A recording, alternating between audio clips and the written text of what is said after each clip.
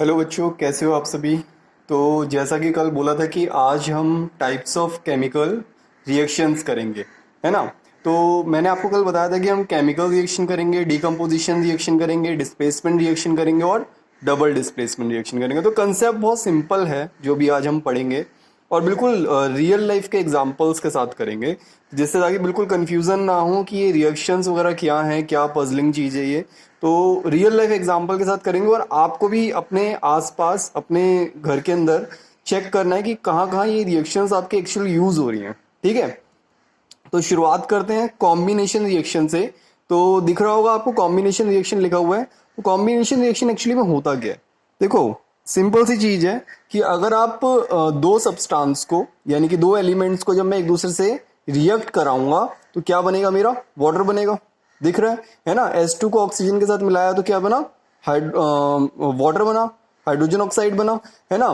तो अगर हम देखें यहाँ पर इस क्वेश्चन के अंदर, तो यहाँ पर दो चीजें कंबाइन हुई हैं तो मुझे एक चीज मिली है ना। तो होता क्या है कॉम्बिनेशन रिएक्शन, डेफिनेशन लिख लो आप नोटबुक में।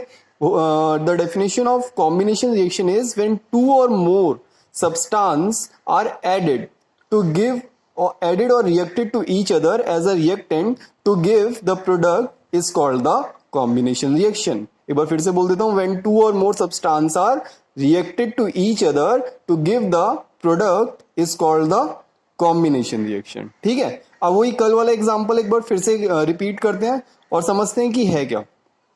देखो, अभी मेरे को चाय बनानी है, तो ये एक मेरा फ्राई पैन है, कुछ भी ले सकते हैं, एक बर्तन है। उसमें मैंने क्या किया, मैंने टी लीव्स डाली, मिल्क डाला, वाटर डाला, शुगर डाला और नीचे से बर्नर ऑन कर दिया। जैसे ही बर्नर ऑन किया तो कुछ देर बाद मेरा बनेगा क्या, कप ऑफ टी, चाय बन गया, है ना। उसके साथ बाय प्रोडक्ट क्या निकला, बाय प्रोडक्ट निकला मेरा वेस्ट टी लीव्स, है ना। ये मेरा बाय प्रोडक्ट निकला। बाय प्रोडक्ट का मतलब क्या, जो मेरे अब काम का नहीं है बट वो रिएक्शन में जबरदस्ती निकल के आएगा साथ में, तो ये मेरा रिएक्शन है। This is a combination reaction. यहाँ पर बहुत सारी चीजों को मैंने, दो से ज्यादा चीजों को एक साथ मिक्स किया, उन्हें हीट किया और एक नया प्रोडक्ट बना दिया। ठीक है, और इस रिएक्शन के अंदर और भी क्या होगा, हीट इवॉल्व होगी, क्योंकि चाय जब हमारी बनी होती है तो वो गर्म होती है ना, और वो धीरे धीरे हीट इवॉल्व करके ठंडा होने लगती है। तो हमारा ये रिएक्शन जो है, इस टाइप का जो रिएक्शन होगा, इसको हम क्या बोलेंगे, कॉम्बिनेशन रिएक्शन। तो अब आपको एनसीईआरटी की बुक का चैप्टर नंबर 1 में चेक करने हैं और भी एग्जांपल्स कॉम्बिनेशन रिएक्शन पे। ठीक है, इजी है, बिल्कुल इजी है। और कोई 3 से 4 एग्जाम्पल्स अपने रियल लाइफ में चेक करना जहां पे आप चीजों को मिक्स कर रहे हो और कुछ एक नया प्रोडक्ट, एक प्रोडक्ट, सिंगल प्रोडक्ट बनेगा, बाकी सारे मेरे बाय प्रोडक्ट्स होंगे। ठीक है, तो ऐसा कुछ हो रहा है तो वो आपको एक बार चेक करना है। तो हमारा सेकंड पार्ट है डीकम्पोजिशन रिएक्शन। अभी डीकम्पोजिशन का मतलब क्या है, साफ साफ मैंने शब्द में ही देखो, यहाँ पे वर्ड के अंदर ही सब कुछ छुपा हुआ है, डीकम्पोज कर देना, है ना, यानी कि ब्रेक डाउन कर दो, तोड़ दो। तो यहां पर मेरे पास क्या है, कैल्शियम कार्बोनेट है, लाइमस्टोन है, मैंने उसे क्या किया, हीट किया।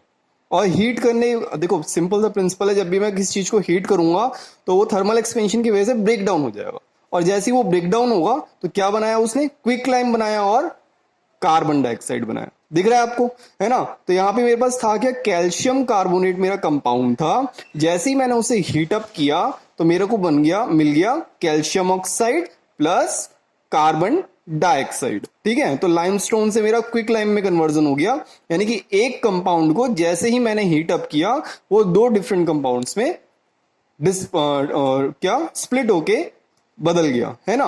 अब ये सोचोगे कि अब ये रियल लाइफ में कैसे एग्जांपल हो सकता है इसका, तो देखो बिल्कुल सिंपल एग्जांपल, बिल्कुल सिंपल एग्जांपल है। कपड़े हम धोते हैं, है ना, कपड़े जब धोते हैं तो वो वेट क्लोथ होते हैं, और उसको जैसे ही हम धूप में सुखाने के लिए डाल देते हैं अपनी छत के ऊपर, तो जैसे ही सनलाइट उस पर पड़ती है तो कपड़े तो सूख गए मेरे। वो पानी कहाँ गया, वो पानी H2O की फॉर्म में इवेपोरेट हो गया, है ना। तो एक सब्सटेंस क्या था, आपके कपड़े थे गीले, उसको मैंने क्या किया, उसको हमने छत पे सुखाया धूप में, और जैसे ही हीट प्रोड्यूस करी हमने उसके ऊपर, तैसे उसने हीट तो एब्जॉर्ब कर लिया, अब कपड़े गरम गरम से लग रहे हैं, और उसके बाद उसने वाटर को अपने से अलग कर दिया। ठीक है, this is the second type of reaction which is called as decomposition reaction. ठीक है, तो अब इसका अगर आपको डेफिनेशन करना है डीकम्पोजिशन रिएक्शन का, तो मैं क्या करूंगा, डेफिनेशन क्या होगा मेरे डीकम्पोजिशन रिएक्शन का, कि when a single compound is, या फिर when the reactants are decomposed to give the two or more products, then it is called the decomposition reaction. ठीक है, लिख लेना इसे कॉपी में. तो आगे बढ़ते हैं. Now the next reaction is the displacement reaction. देखो बेटा, बहुत अच्छा और बहुत बढ़िया टाइप का रिएक्शन है, और जितनी भी रिएक्शन हम पढ़ रहे हैं आज, मैं गारंटी के साथ कह रहा हूं कि ये सारी आपके आसपास ही हो रही हैं, आपके घर में हो रही हैं सारी एक्टिविटीज. अगर आप रियल लाइफ से कनेक्ट करोगे तो कोई डेफिनेशन लर्न करने की जरूरत नहीं है, आप अपने आप ही लिख दोगे चीजों को, अपने आप ही रिएक्शंस भी बनने लगेंगी.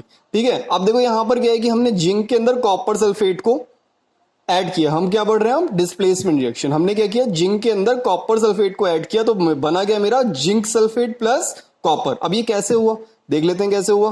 देखो, जो मेरा कॉपर सल्फेट है ये किस में कन्वर्ट हो सकता है, Cu2 पॉजिटिव और SO4 2 नेगेटिव, है ना. अब ये क्लास 9th में पढ़ा था हमने कि हम कैसे इनको स्प्लिट कर सकते हैं आयंस की फॉर्म में. तो अब जब ये जिंक जो है ये सल्फेट के साथ जाके मिलेगा तो क्या बन जाएगा, जिंक सल्फेट. और ये जो कॉपर है ये अलग कर दिया, इसे देश निकाला कर दिया, तो ये अब अलग हो गया. तो अब ये अलग हो गया तो इसे साइड में बैठा देंगे, है ना. ये आपने चेक किया होगा कि डबल डिस्प्लेसमेंट रिएक्शन वगैरह जब होते हैं तो होते ही कहाँ पे हैं. देखो, जैसे एक सिंपल सा एग्जांपल ले लेते हैं. जैसे कि मेरे पास डस्टर है जिससे मैं सफाई वगैरह करता हूँ. डस्टर से मैंने टेबल के ऊपर बहुत सारा डस्ट पड़ा था, उसको साफ किया. तो देखो, अब ये कॉपर सल्फेट से इसको एक बार रिप्लेस करके देखो. ये आपको सपोज करो कि ये कॉपर सल्फेट जैसे ही है कुछ, है ना. ये मेरा डस्टर था, ये जिंक जैसा बिहेव कर रहा है अभी. अब ये डस्टर से जब मैंने इसको टेबल को साफ किया तो डस्टर ने क्या किया, इसके जितने भी डर्ट मॉलिक्यूल्स थे वो अपने पास ले लिए. अब देखो, प्रोडक्ट में ये मेरे रिएक्टेंट्स हो गए. अब मेरे प्रोडक्ट्स के अंदर क्या होगा कि डस्टर ने सारे के सारे डस्ट पार्टिकल्स ले लिए. अब टेबल हो गया बिल्कुल क्लीन. देखो, कॉपर हो गया बिल्कुल क्लीन, यानी कि वो हट गया. तो यानी कि एक चीज जो है वो टूट जाए, यानी कि ब्रेक डाउन हो जाए और दूसरे के साथ जाके वो मिल जाए. जैसे हमारा रियल लाइफ में क्या होता है कि जब हम स्कूल के अंदर हमें कोई ग्रुप पसंद नहीं आता तो हम क्या करते हैं, उस ग्रुप से हट जाते हैं और हट के किसी और के साथ जाके जुड़ जाते हैं. तो this is a displacement reaction in terms of chemistry. ठीक है, हुआ क्या, मेरा डस्टर बिल्कुल पहले साफ था, मैंने डस्टर से अपने टेबल को साफ किया. अब ये इसके डस्ट पार्टिकल्स इसके साथ जाके मिल गए और मेरा टेबल बिल्कुल क्लीन हो गया. तो ये एक डिस्प्लेस हो गए पार्टिकल्स. ठीक है, तो ये रियल लाइफ एग्जांपल है हमारा डिस्प्लेसमेंट रिएक्शन का. वैसे होता क्या है, जैसे मेरा जिंक सल्फेट के अंदर जैसे मैंने जिंक के अंदर कॉपर सल्फेट डाला तो ये डिस्प्लेस हो गया और बन गया जिंक सल्फेट प्लस कॉपर. ठीक है, समझ गए. अभी आपको खुद से 2 से 3 एग्जांपल खुद से सोचने हैं और ये होमवर्क में करना है. ठीक है, अब नेक्स्ट पार्ट है डबल डिस्प्लेसमेंट रिएक्शन. देखो, बहुत इंपॉर्टेंट है ये रिएक्शन. यहां पे हो क्या रहा है, सोडियम सल्फेट है. अच्छा, पहले डिस्प्लेसमेंट रिएक्शन का हम डेफिनेशन छूट गया, तो एक बार डिस्प्लेसमेंट रिएक्शन का डेफिनेशन और लिख लीजिए.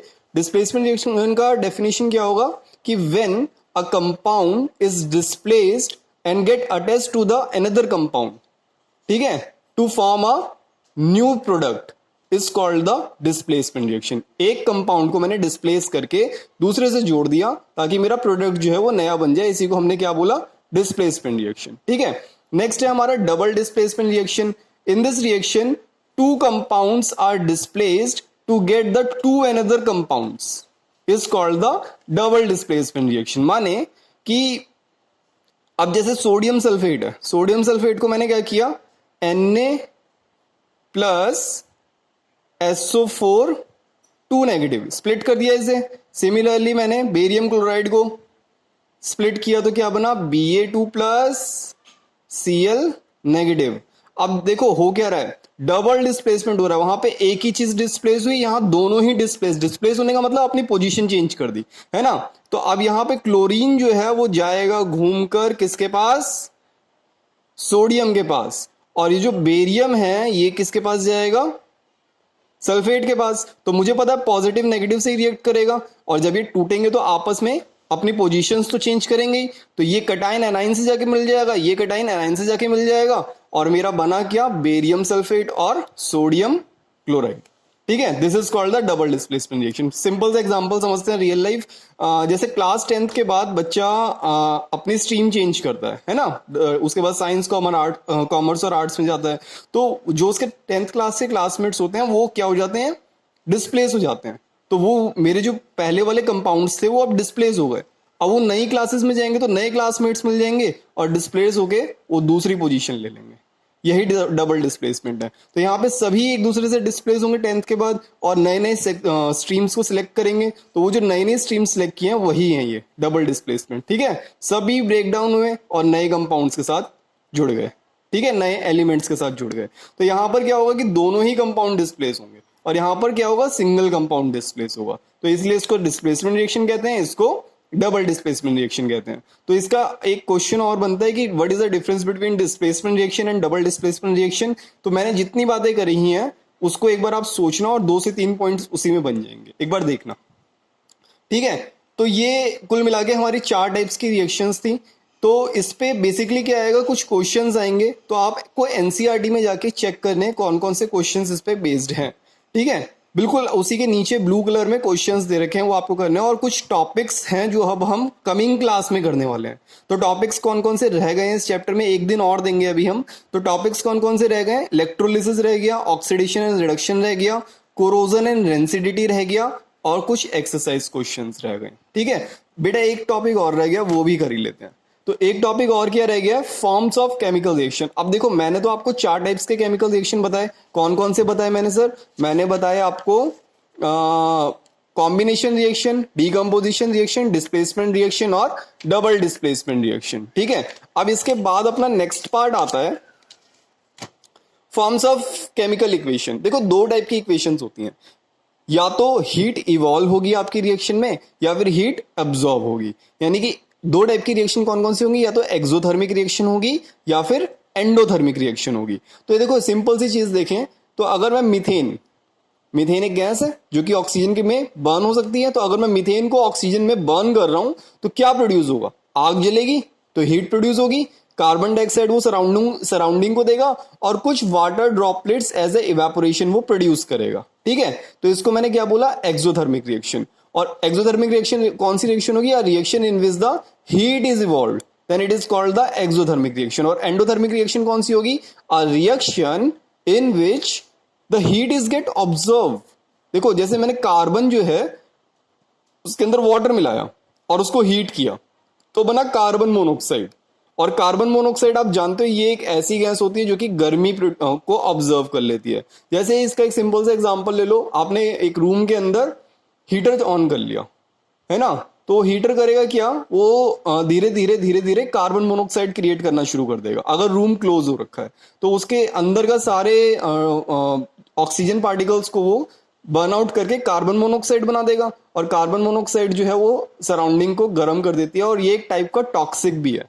ठीक है, तो एंडोथर्मिक रिएक्शन कौन सी रिएक्शन होगी, reaction in which the heat is get observe.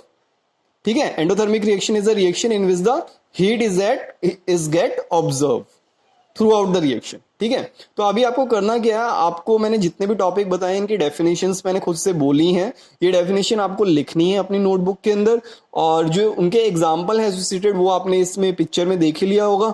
वो आप साथ के साथ उन डेफिनेशंस जो मैंने बोली हैं उनको नोट डाउन कर लेना सुन के, और इन रिएक्शंस को नोट डाउन कर लेना कॉपी में। बाकी के जो टॉपिक्स हैं वो हम कल करेंगे। टिल देन ध्यान रखो अपना। Okay bye, take care, see you tomorrow. Okay bye.